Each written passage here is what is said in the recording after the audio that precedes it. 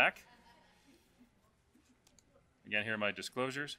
So, talking about the future. Pues bueno, vamos a hablar del futuro. Creo que es inteligente ver el futuro, saber de dónde venimos en terapia intensiva. Uno puede irse al origen de la ventilación mecánica moderna. Esto se remonta a 1952, cuando fue la epidemia de polio de Copenhague. El primer mes la mortalidad fue sumamente alta por parálisis respiratoria y trataban a los pacientes con pulmones de hierro como este. Después llegó un anestesiólogo muy inteligente, Ibsen, que dijo: estos niveles de bicarbonato elevados que estamos midiendo son indicación de una acidosis respiratoria mala y hay que aplicar un ventilador. Hizo traqueostomía y con los estudiantes de medicina estuvieron haciendo turnos de 6 horas para hacer ventilación mecánica de presión positiva y en general la tasa de mortalidad bajó dramáticamente. Podemos señalar la fecha exacta en la que empezamos la ventilación mecánica moderna. A partir de entonces, varios grupos empezaron a reconocer que juntar a los pacientes en unidades especiales era lógico porque se necesitaba aprendizaje en equipo. Se cortó un poco esta diapositiva porque no la arreglé. Este es un reporte de la asociación del American Canadian Journal sobre las primeras experiencias de las primeras unidades respiratorias en el hospital de Toronto donde trabajé. Esta es una unidad que hicieron pensando en polio, pero resulta que empezaron a atender otros pacientes con insuficiencia respiratoria postoperatoria y varias cosas que siguen siendo relevantes hoy en día. Hay un equipo multidisciplinario con anestesiólogo, respirólogo, cirujano de otorrinolaringólogo, etcétera, enfermeras dedicadas. Cuando uno lee el artículo, tenían problemas de que no tenían suficientes camas y tenían muchos pacientes, como sucede ahora. Algo interesante, uno de los fundadores de esta unidad fue Barry Fairley, que acaba de cumplir 91 años el año pasado. Y tuvimos la suerte de que regresara a Toronto al 60 aniversario. Entonces, fuimos de esto a los pacientes de hoy. Más máquinas que uno puede a veces poner en un cuarto. Esta es una paciente con diálisis, ECMO al mismo tiempo. ¿Y qué sigue? ¿A dónde vamos a partir de este momento? Se usa en Toronto esto todavía, pero no está disponible en todos lados. Niels Bohr, este físico danés famoso, dijo algo inteligente. La predicción es muy difícil, especialmente sobre el futuro. También dijo, nunca se expresen más claramente de lo que pueden pensar, y trato de no hacerlo también. Se han escrito muchos artículos sobre el futuro de la atención crítica. Aquí están Jean-Louis Vincent, Arts Klotsky, Luciano, pero bueno, voy a hablar sobre diferentes aspectos de dónde podemos o qué podemos aprovechar, cómo cambiar cosas tanto a nivel sistema como a nivel del paciente pensando en insuficiencia respiratoria. Tenemos retos, uno puede pensar en retos y oportunidades que presentan. Nuestro reto en Canadá y en muchos lugares del mundo, estoy seguro que en México también, es que el sistema de atención crítica está bajo tensión. Tenemos pocos intensivistas, pocas camas y los costos están aumentando muchísimo. Estos son datos americanos que predicen la oferta y demanda que está en desequilibrio respecto al número de intensivistas y con el baby boom y con la población que está envejeciendo. Este es el número que se predice de pacientes que van a necesitar ventilación mecánica. Estos son datos de Ontario, pero se ve algo similar en todos lados. O sea, una mayor necesidad. Así que este es un problema. ¿Cuáles son las oportunidades? Esto nos hace pensar fuera de lo habitual para mejorar las eficiencias de los sistemas. Podemos cambiar, planificar, virtualizar el uso, racionalizar, hacer digamos, abordajes en red, etcétera. Y también podemos ajustar las expectativas, que también se conoce como la clave de la felicidad. Entonces, cuando las cosas están mal, pero nos sirven si las podemos usar para crear lo que llamamos una plataforma incendiada, ¿no? A veces es más peligroso esto que el cambio, porque el cambio potencialmente no nos sienta bien o es difícil. Un plan estratégico nos puede ayudar, no tanto por los pasos exactos del plan, sino porque al hacer el plan se desarrolla un equipo y todos piensan en lo mismo.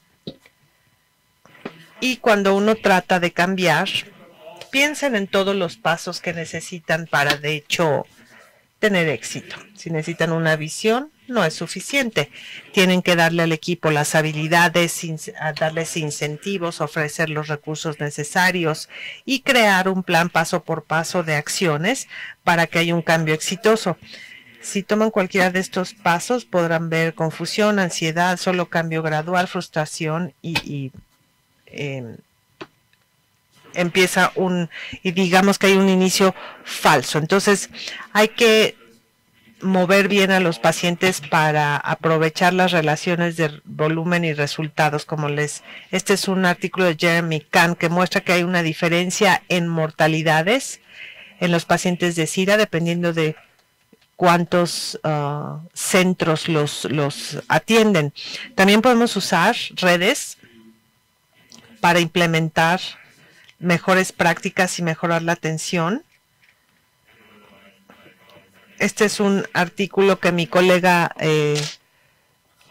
sacó mostrando un grupo de hospitales que utilizan implementación central para dirigirse a cosas que creemos que son buenas para los pacientes, como prevenir trombosis venosas y hacer pruebas de respiración espontánea, que significativamente mejoró la práctica, también aumentando el alcance de la UCI fuera de las paredes de una unidad física. Esto puede servir también. Entonces, todo esto podría mejorar las eficiencias en un futuro y al mismo tiempo hay que reconocer que no todo mundo necesita o debería tener terapia intensiva al final de la vida. Entonces, este es un artículo de los Estados Unidos que describe que morir en la UCI de hecho es muy común. El 20% de los pacientes, o de la gente más bien, de la gente que muere en Estados Unidos muere en una sala de terapia intensiva. Y muchas veces nosotros como médicos creemos que estamos haciendo demasiado. Esto fue cuantificado por un grupo de investigadores europeos que muestran que había una cantidad de atención desproporcionada que muchas veces era demasiada. A veces los pacientes pensaban que era muy poca, pero por lo menos una cuarta parte de estos pacientes reportaron al menos un caso de atención inapropiada en un solo día del estudio.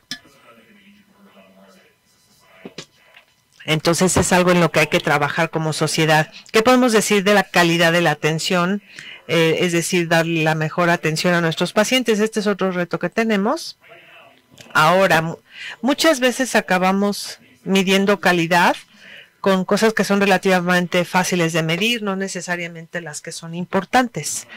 Este es uno de mis artículos favoritos que le muestro a los administradores del hospital que se emocionan con las tasas de infección de catéteres centrales.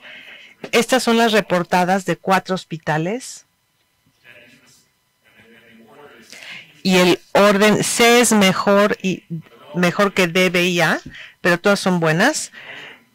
Entonces, cuando van a los expedientes reales del hospital y ven objetivamente quién tuvo infecciones documentadas, de repente las tasas son así. Y acá el hospital C se supone que es el mejor. Quiere decir que muchos de estos datos se subreportan, o más bien son subjetivos. Igual la neumonía asociada al ventilador, que pensábamos que o sea, la mortalidad atribuible a esto tal vez no es tan alta como pensábamos. Entonces, si lo que podemos medir o reportar fácilmente no es tan importante, ¿qué tenemos que hacer? Bueno, tenemos que definir aspectos clave de la calidad de la atención que se asocian verdaderamente con los resultados y reconocer que nuestra base de conocimiento está evolucionando. Lo que pensábamos que era cierto hace unos años, tal vez hoy nos damos cuenta que no es así y tenemos que reconocerlo. En Toronto estamos tratando de recabar muchos procesos de atención en un colaborativo en toda la ciudad, con métricas clave que por lo menos creemos que mejora los resultados, como haciendo intentos de respiración espontánea, ventilación que proteja el pulmón, sedación mínima, etcétera, que nos permite datos de retroalimentación de 6 terapias de toda la ciudad que muestran distintas tasas de intentos de respiración espontánea. Aquí tenemos oportunidades de mejora. Otro reto es la cantidad fantástica de ciencia nueva o conocimiento que tenemos, pero traducir esto a terapias efectivas ha sido como un bloque. Tomamos SIDA como ejemplo. No es por falta de intentar o sea, no hemos dejado de intentar de reducir la mortalidad. Usamos esteroides, prostaglandina, surfactante, ketoconazol, etcétera. O sea, el mensaje es el mismo, que ninguno funciona. Pero quiero decirles que hay que ser más inteligentes. En lugar de darle un tratamiento a toda la gente que tiene SIDA, hay que dirigir mucho mejor la terapia.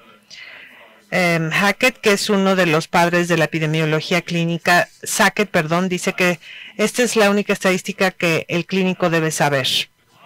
Dice, la confianza o tu capacidad de mostrar un resultado se relaciona directamente con la señal, es decir, con la magnitud real del efecto por, digamos, la raíz cuadrada del tamaño de la muestra, pero dividido o de manera inversamente proporcional a la cantidad de ruido en la señal. Esto quiere decir, con ruido me refiero a que le dan la medicación a la gente que no le sirve, o que hasta les puede hacer daño, o que ni siquiera tienen la enfermedad que estamos buscando, y esto lo vemos. Esto se conoce como heterogenicidad del efecto de tratamiento. Entonces, este es un análisis del Blue Journal sobre un estudio controlado negativo que mostró una reducción de riesgo del 15%, del 23%, pero en algunos grupos, como ven aquí, no tratado es peor, no tratado mejor, no tratado peor acá. Véanlo así. Si hiciéramos el estudio solo en estos pacientes, diríamos, este fármaco es fantástico, funciona, porque lo hicimos con todos, diluimos el efecto y decimos, bueno, no sirve el medicamento, no hay que usarlo. Entonces, hay que hacer revisiones periódicas de las definiciones sindrómicas, incorporando más ciencia básica, conforme sabemos más, en, digamos, la cama del paciente, y hay que trabajar colaborativamente en estudios clínicos alternativos que sean robustos, digamos, con nuevas tecnologías alternativas, como estudios de registro y estudios de plataforma. Este es un ejemplo de un estudio de registro de Escandinavia en pacientes de cardiología o en la sala de hemodinamia. El punto es que este es el número total de pacientes que se sometieron a una intervención coronaria en los centros que participaron en el estudio, y estos son todos los pacientes aleatorizados al estudio. Si este fuera un estudio de SIDA, típicamente la línea roja estaría aquí abajo. Es una fracción muy baja de pacientes que entran al estudio. El costo de hacer el estudio fue $50 por paciente. ¿Qué podemos decir de lo que está por llegar con estas oportunidades de ECMO y similares? Hay nuevas oportunidades de dispositivos de monitoreo como para medición de agua pulmonar extravascular, tomografía de impedancia, o sea, son juguetes con los que podemos jugar en la cabecera del paciente, pero hay que darnos cuenta que los dispositivos de monitoreo no salvan a los pacientes, salvan a los pacientes si están unidos a una intervención terapéutica efectiva. Entonces hay que evitar el escenario de catéter terapéutico, en donde tenemos cifras pero no sabemos qué hacer con ellas y podemos o no empeorar a los pacientes. Y las nuevas terapéuticas, esto es emocionante, hay mucha investigación y desarrollo tanto del punto de vista del fármaco y del dispositivo de agentes farmacéuticos. Hablamos de la ECMO hace rato, hay dispositivos nuevos, ECMOs más pequeños, pulmones que se pueden utilizar. La meta final sería una implantable, como un dispositivo de asistencia de ventricular izquierda, pulmón artificial, que ya no necesitaría trasplante. Ese es, digamos, lo que la gente está buscando como buscar el santo grial. Y en los últimos 2 minutos les voy a hablar de los retos sobre eventos impredecibles, estreses impredecibles que surgen. Hay nuevos brotes de enfermedades. En el momento en que suceden, ocasionan alteración seria y caos, pero dan lugar a cambios muy importantes. Por ejemplo, para nosotros en Toronto, la epidemia del SARS nos lo hizo. A ver, ¿se acuerdan? Esto fue a principios desde el 2003. Un paciente en un hotel en Hong Kong infectó a varios que viajaron a todo el mundo, como lo ven aquí. Es increíble lo que uno no ve. Esto sucede todos los días.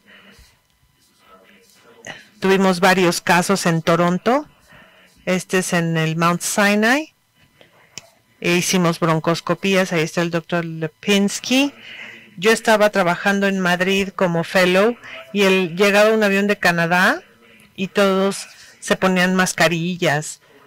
Y decían, ¿les siguen preocupando los terroristas? No, los canadienses, porque el SARS se contagia. Pero fuera de esta crisis que tuvimos, varias UCIs cerraron por SARS y dieron lugar a un cambio transformativo en el sistema de terapia intensiva de Ontario. Por el SARS ahora tenemos un sistema en el que yo puedo buscar en línea, puedo ver todas las camas disponibles, cuál es la tasa de ocupación en toda la provincia. Entonces, podemos trabajar juntos a nivel global. Tenemos sociedad con México, por ejemplo. Ayudamos a estudiar también la H1N1 para prepararnos para pandemias, si es que suceden o cuando sucedan. Y hay que pensar en pasos gigantes en terapia, por ejemplo, con la terapia de presión positiva.